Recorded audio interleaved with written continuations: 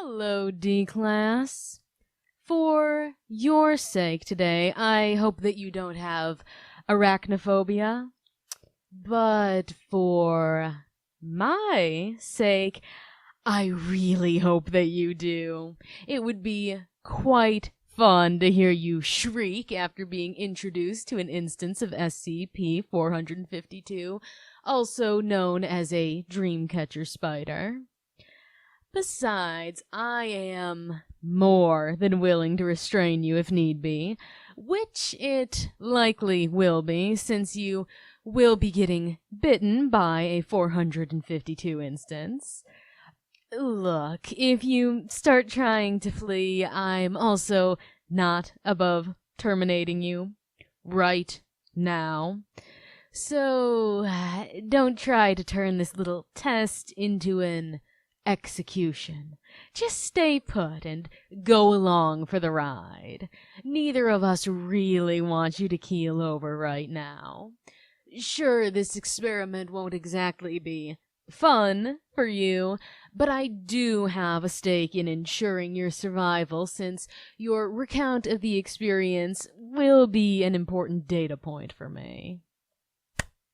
Enough of that now, though. I suppose I should tell you what you're up against. SCP-452 is physically no different from a black widow spider, and also produces venom standard for the species. But you won't need to be worrying about that too much. You will be administered an antivenom, since we are far more interested in the anomalous properties rather than those of the standard spider bite. You see, 452 instances like to make their webs in locations near where humans tend to sleep. If no human sleeps within their vicinity for an extended period of time, upwards of a week, they'll attempt to relocate, if possible, to a new location where there has been a human sleeping.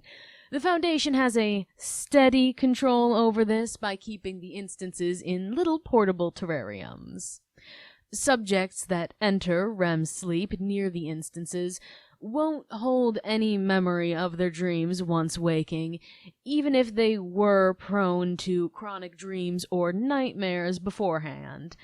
They often report still feeling well rested after waking up, although at times remarking that they feel as though something is missing. It seems as though 452 instances are able to absorb the dreams of subjects and then able to utilize them as their own form of defense system along with their standard spider venom. The way that they do this is that once a subject is bitten, they will begin to vividly hallucinate, and said hallucinations reflecting the aspects of the dreams that they have absorbed. Now, this effect could be quite easily used for interrogations, in a way.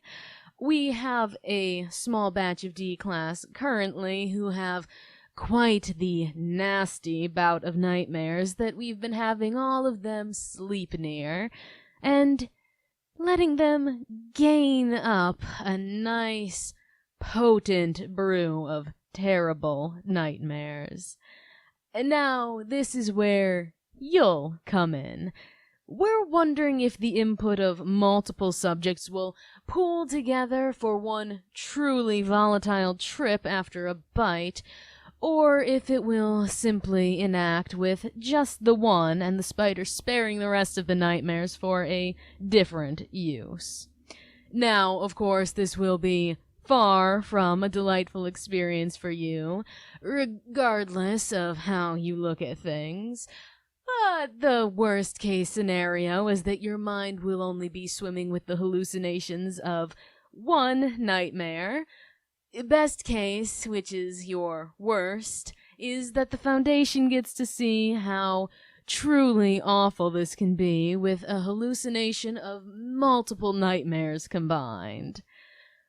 Putting someone's mind through such a level of torment can be quite the handy way to keep someone in line after all.